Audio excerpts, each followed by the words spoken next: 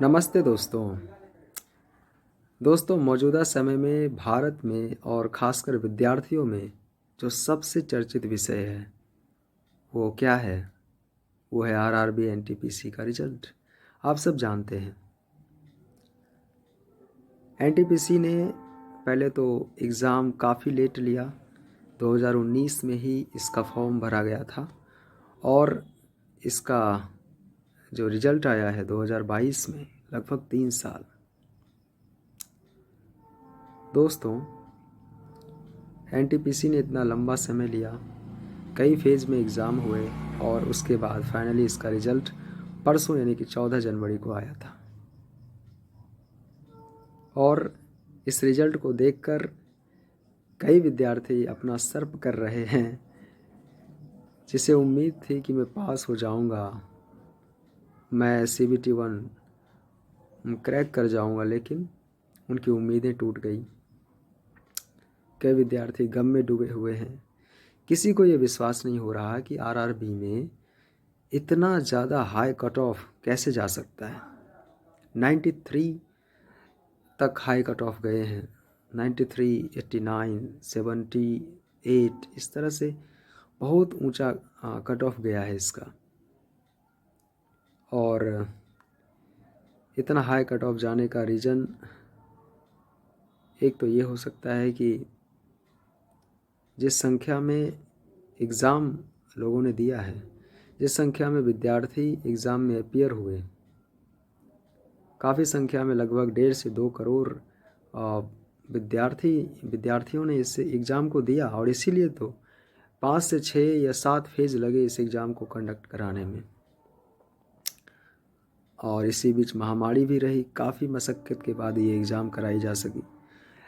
और विद्यार्थियों का ये भी कहना है, और जिन्होंने एग्ज़ाम दिया है, जो एग्ज़ाम देकर आए हैं विद्यार्थी, वो कहते हैं कि जो शुरुआती फ़ेज़ थे उसके जो क्वेश्चंस थे काफ़ी आसान आ रहे थे। लोग 100 में 100 अटैम्प्ट करके आ रहे थे। और जो उसके बाद जो उत्तरोत्तर एग्ज़ाम होते गए उसमें लेवल काफ़ी टफ होता गया।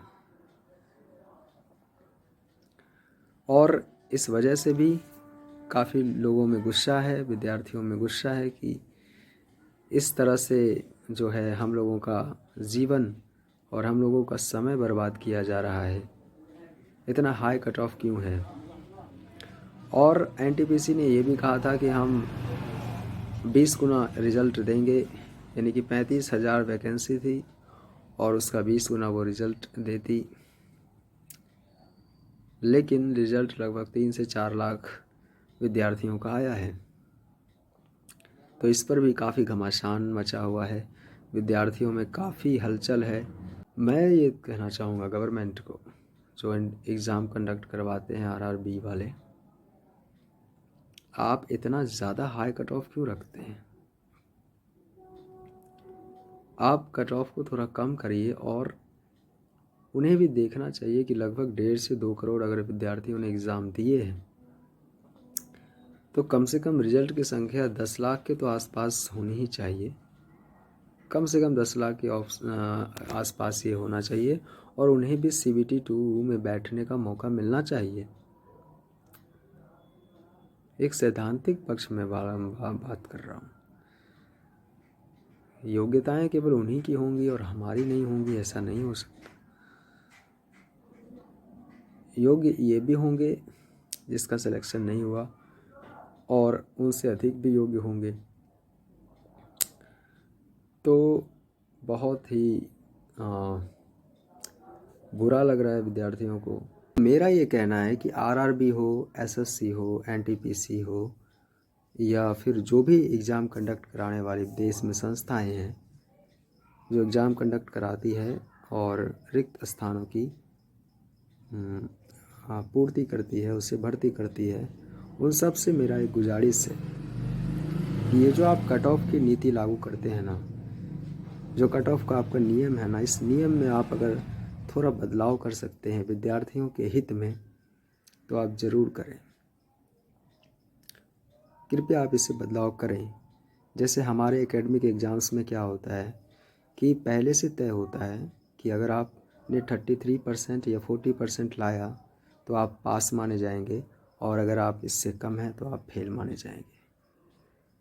तो मैं ये चाहता हूँ कि कम से कम पहले स्टेज में, फर्स्ट स्टेज में कम से कम ये होना चाहिए, किसी भी कंपटीशन एग्ज़ाम की मैं बात कर रहा हूँ, किसी भी, कि फर्स्ट स्टेज में आप एक कट ऑफ और पैमाना पहले से ये तय कर दें कि हाँ भाई, अगर तुम 50% ला रहे हो, अगर 100 में से 50 नंबर ला रहे हो तो तुम योग्य हो CBT 2 के लिए। केवल मैं पहले स्टेज की बात कर रहा हूँ। इससे क्या होगा कि विद्यार्थियों में जो गुस्सा या रोष आ जाता है बाद में, जो सरफुरव्वल होता है कि कट ऑफ इतना ज़्यादा कैसे हो गया, मेरा क्यों नहीं हुआ, और ये इसका कैसे हो गया, नॉर्मलाइजेशन का क्या प्रोसेस है, इस तरह का जो सरफुरव्वल होता है ना, जो नाराज़गी होती है ना, इससे बहुत हद तक निजात मिलेगी। अगर आप पहले ही एक पैमाना कर दें, सीमा बांध दें कि 50% लाने वाले CBT 1 में क्वालिफाई माने जाएंगे। अगर आप इतना भी कर देना तो हो सकता है कि परस्पर कुछ विद्यार्थी ज़्यादा उसमें सेलेक्ट हो जाएं। फिर आप, लेकिन CBT 2 में आप कट ऑफ से करें, विद्यार्थियों की नाराज़गी इससे दूर होगी बहुत हद तक। मुझे ऐसा लगता है कि ये एक विकल्प अच्छा हो सकता है कि एक सीमा आप पहले से ही निर्धारित करें, और उस सीमा को जो पार करे वो CBT 1 के लिए क्वालिफाई है, प्री के लिए क्वालिफाई है। और फिर मेंस के लिए आप अपनी जो भी आपका प्रोसेस है वो आप करें, कट ऑफ निकालें आप। इससे विद्यार्थियों में असंतोष कम होगा, और मेरा ये मानना है कि ना के बराबर होगा। तो अगर आप ये कर सकते हैं तो करें, क्योंकि विद्यार्थी बहुत परेशान है। 3-3 सालों तक पहले तो इसने इंतज़ार किया, और फिर जब आपने परीक्षा लिया तो रिज़ल्ट में ये हो गया कि रिज़ल्ट का जो कट ऑफ है इतना हाई चला गया। तो कृपया इसको आप सुधारें। ये बात SSC में भी हो जाती है। दोस्तों, इस वीडियो को हो सके तो शेयर करिएगा, और RRB तक ये आवाज़ पहुँचे। मैं भी ये चाहता हूँ, क्योंकि मैं भी एक एग्जामिनी ही था और मुझे भी बुरा लगता है। मिलता हूँ आपसे दूसरे वीडियो में। आप सभी का बहुत बहुत धन्यवाद।